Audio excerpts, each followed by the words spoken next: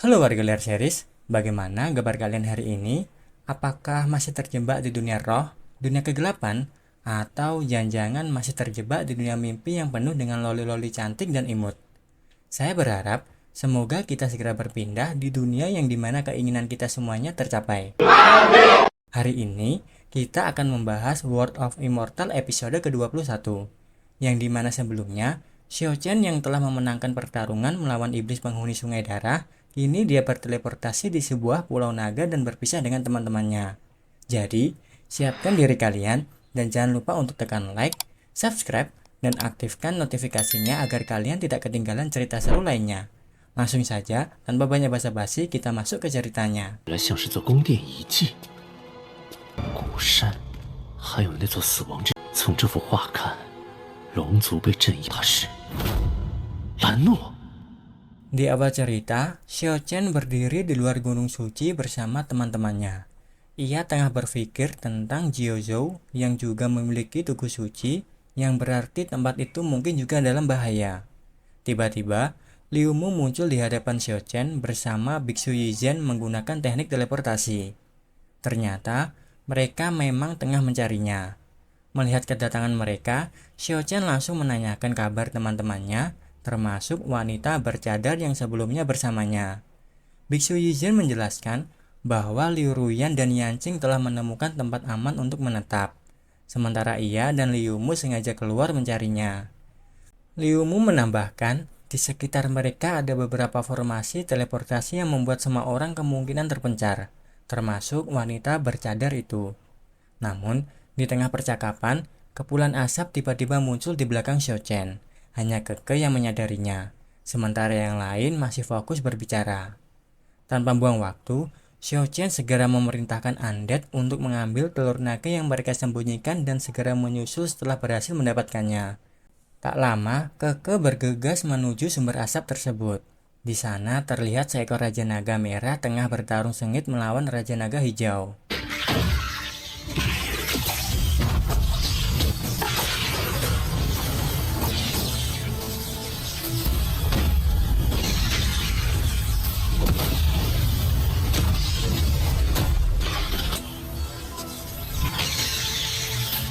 Setelah pertarungan itu, Raja Naga Hijau keluar sebagai pemenang. Xiao Chen yang melihat kejadian itu langsung mengenali bahwa naga bertanduk dua itu adalah pendamping Raja Naga. Namun, begitu melihat kehadiran manusia, Raja Naga Hijau segera pergi, meninggalkan Raja Naga Merah yang terluka parah. Melihat kondisi naga yang begitu parah, Xiao Chen menyadari bahwa inilah hukum alam di Pulau Naga.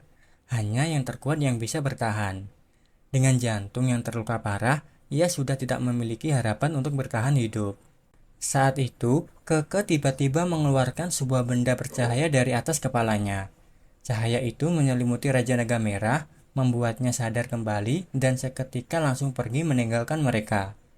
Melihat naga itu pergi, Keke tampak kecewa.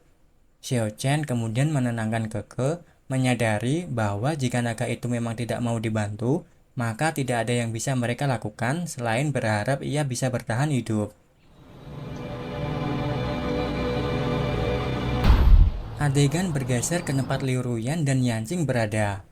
Liu Ruyan menatap Yanqing dengan sinis, mengejeknya karena sebagai pewaris sekte Anding, ia hanya kembali dengan beberapa buah liar. Bahkan seekor ikan pun tak mampu dibawanya pulang. Yanqing yang membela diri mengaku tak berdaya tanpa energi sejati, sehingga hanya bisa mencari makanan seadanya. Sindiran Liu Ruyan terus berlanjut, menyinggung betapa menyedihkannya pewaris sekte Anding yang terbiasa hidup mewah. Yanqing yang sudah tidak tahan, akhirnya menyerang dengan pisau kecil. Namun, serangannya dengan mudah ditangkis. Liu Ruyan yang semakin waspada menegaskan bahwa ia tak akan membunuh Yanqing karena Xiao Chen dan yang lainnya sedang menuju ke tempat ini. Namun, membuatnya merasakan penderitaan itu adalah tujuanku. Mendengar hal itu, Yanqing menantangnya, bersumpah akan membalas dendam begitu kekuatannya pulih. Dengan tenang, Liu Ruyan menjawab bahwa membunuh Yanqing bukan tujuannya. Baginya, membuatnya merasakan penderitaan adalah bentuk penghormatan bagi para saudarinya yang telah tiada. 我如何对得起那些惨死的姐妹？ Xiaochen dan yang lainnya akhirnya tiba di tempat Liu Ruyan dan Yanqing berada. Kedatangan mereka disambut dengan hangat oleh Liu Ruyan yang dengan nada santai berkata bahwa akhirnya mereka sampai juga.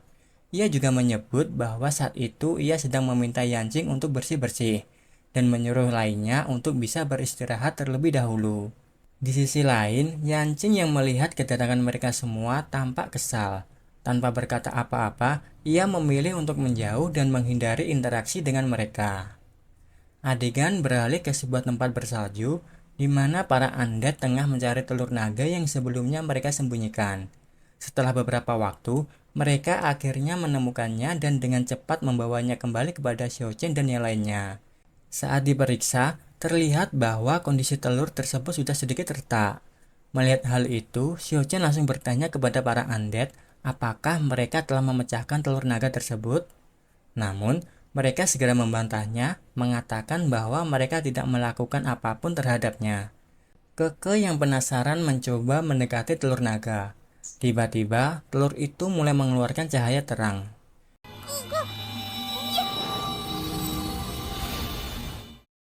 Biksu yang melihat fenomena tersebut segera menyadari sesuatu dan berkata bahwa ini bukanlah tanda kerusakan, melainkan tanda bahwa telur naga akan segera menetas. Liu Mu yang terlihat cukup bersemangat menanggapi dengan mengatakan bahwa setelah perjalanan panjang dan melelahkan, akhirnya mereka bisa melakukan sesuatu yang menarik. Xiaochen yang penasaran dengan maksud perkataannya bertanya, "Sesuatu yang menarik?" Kemudian adegan beralih di suatu tempat di mana di situ ada Xiaochen, Liu Mu dan sang biksu tengah bersantai. Dalam kondisi mabuk, Liu Mu berkata bahwa hidup harus dinikmati selagi bisa. Biksu menanggapinya sambil bercanda, memuji Liu Mu sebagai penyihir hebat terutama dalam urusan menyimpan barang. Liu Mu tertawa dan balik menyindir, mengatakan bahwa biksu tak tahu diri karena berani mengejeknya setelah meminum minuman pemberiannya. Sementara itu, Xiaochen berdiri sedikit menjauh menatap bulan purnama dengan pikiran gusar. Biksu yang menyadarinya bertanya, apakah ia sedang merindukan kampung halaman? Ia menambahkan bahwa bulan di alam keabadian dan di Jiuzhou sebenarnya tak berbeda. Yang membedakan hanyalah ketenangan hati saat memandangnya. Xiaochen bergumam pelan, ketenangan hati. Biksu Yizhen menambahkan, daripada mengkhawatirkan masa depan, lebih baik fokus pada saat ini. Jalan keluar selalu ada, tergantung bagaimana seseorang memilih untuk melangkah.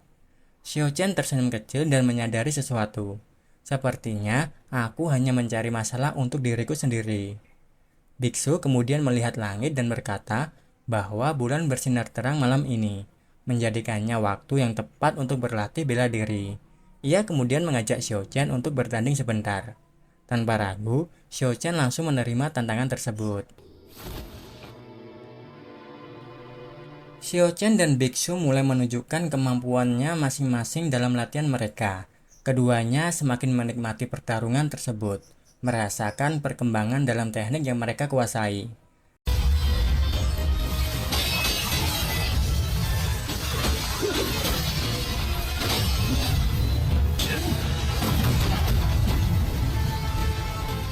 Di sela-sela latihan, Xiaochen berkomentar bahwa biksu telah memperoleh banyak hal di kota mati. Lalu, sang biksu menjelaskan bahwa cahaya dewa di depan kota mati mampu menghancurkan segala kebingungan, membuatnya sedikit lebih maju dalam pemahamannya. Namun, ia juga menambahkan bahwa Xiaochen telah berhasil mencapai ranah transformasi tingkat 7, hanya dengan mempelajari salah satu dari 4 tinju bebas, sesuatu yang menurutnya sangat mengagumkan. Xiaochen menanggapi dengan mengatakan bahwa ia sebenarnya telah mendapatkan sedikit petunjuk tentang jurus kedua, tetapi masih belum bisa menguasainya sepenuhnya. Ia lalu bertanya, apakah biksu ingin mencobanya juga?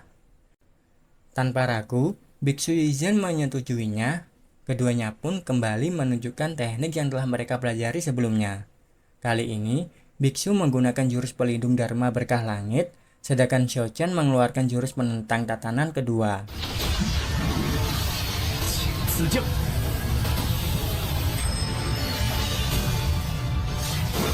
天生不法，那是孽乱。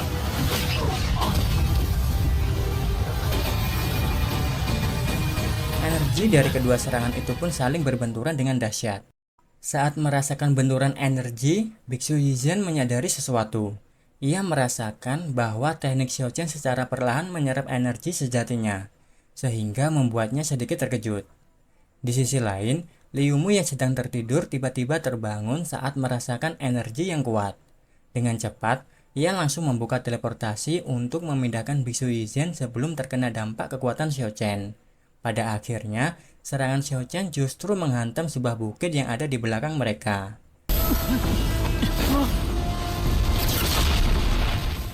Melihat kekuatan teknik itu, Biksu berkata bahwa jurus penentang tatanan benar-benar mengejutkan. Liu Mu yang masih setengah sadar menambahkan bahwa serangan itu hampir membuatnya sadar sepenuhnya dari mabuknya. Liu Mu kemudian berkata bahwa satu-satunya cara untuk mengatasinya adalah dengan menemaninya minum minuman lagi malam ini, dan kali ini mereka harus minum sampai mabuk. Adegan kembali berpindah di lembah manusia pohon. Di sana, dua sosok tengah berdiri, yaitu Shaolin dan manusia pohon. Shaolin terlihat tidak senang dan berkata bahwa jika bukan karena pertemuannya yang tiba-tiba dengan sang pedang iblis, ia pasti tidak akan terseret ke kota mati. Akibatnya, rencana pencarian Raja Naga pun tertunda. Manusia pohon mengatakan bahwa ia tidak menyangka kota mati akan muncul begitu tiba-tiba. Ia juga menambahkan bahwa bisa keluar hidup-hidup dari sana sudah merupakan keberuntungan besar bagi mereka.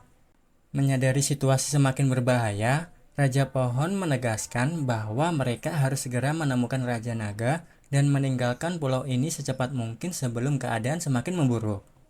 Lalu, adegan kembali ke tempat Liu Ruyan dan Yanqing berada. Di sana, terlihat dua telur naga yang mulai mengeluarkan aura misterius. Biksu yang menyaksikan fenomena itu segera menyadari sesuatu dan berkata, fenomena aneh seperti ini adalah pertanda bahwa seekor Raja Naga akan lahir.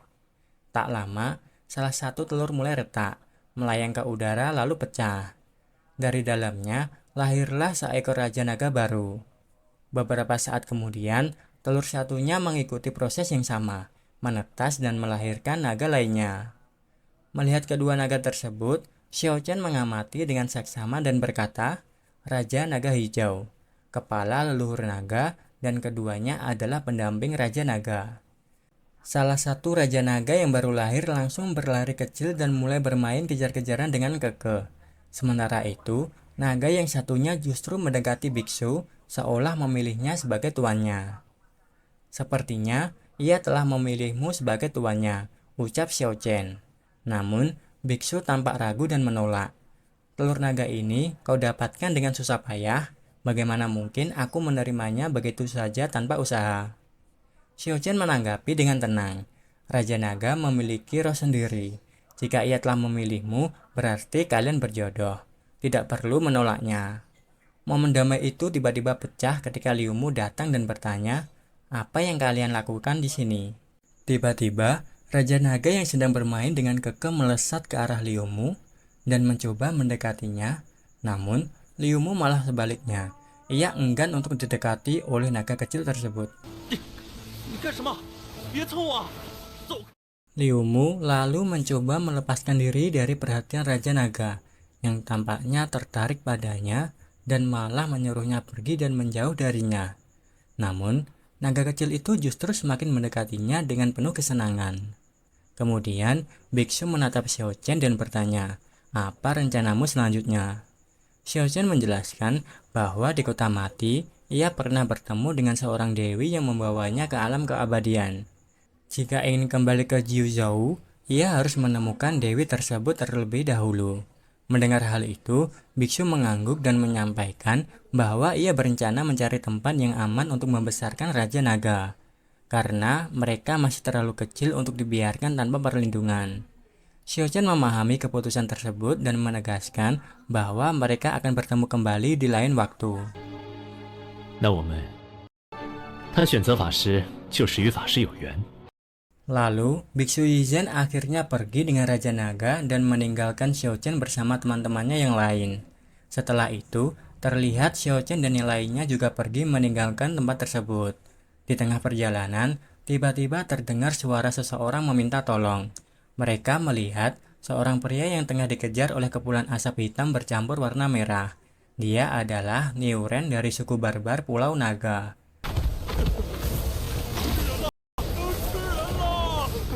Namun, yang lebih mengejutkan bagi Xiao-Chen adalah aura yang mengelilingi Niu Ren, sesuatu yang terasa tak asing baginya. Liu Ruyan yang berdiri di sampingnya tampak waspada dan berkata dengan nada serius, "Masalah yang disebabkan oleh orang itu sepertinya tidak kecil. Sebaiknya kita tidak ikut campur dan segera pergi." Namun, undead yang berada di dekat mereka mencoba menjelaskan, kristal yang ada pada dirinya sepertinya milik penduduk asli. Kalau begitu, dia mungkin tahu keberadaan Lan Wo. Mendengar bahwa pria tersebut mengetahui keberadaan Lan Wo, Xiao-Chen mengambil keputusan cepat dan bergegas membantunya. Tiba-tiba, sebuah senjata melesat dengan kecepatan tinggi mengarah langsung ke Niu Ren. Xiao-Chen melihat hal itu, ia langsung menangkis serangan tersebut. Namun, ia merasakan tekanan besar dari serangan itu, menandakan bahwa lawannya sangat kuat. Dari dalam kepulan asap hitam, sosok misterius itu pun muncul.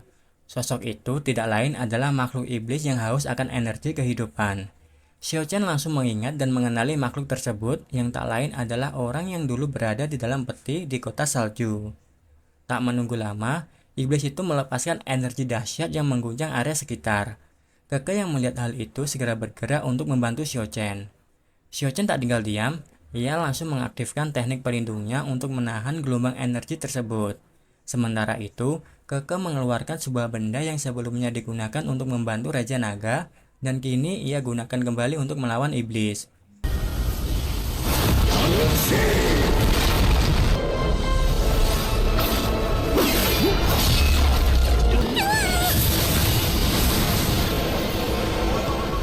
Saat melihat benda tersebut, tiba-tiba iblis itu terdiam. Dalam sekejap teringat tentang masa lalu. Ia teringat dirinya di tahun itu dia pernah berdiri di depan sebuah pohon besar yang bernama pohon suci suku Naga. Jantungnya berdetak lebih cepat dan seketika energi yang baru saja ia lepaskan lenyap begitu saja. Melihat kesempatan itu, Xiao-Chen, Keke, dan Niu Ren tidak menyia-nyiakannya.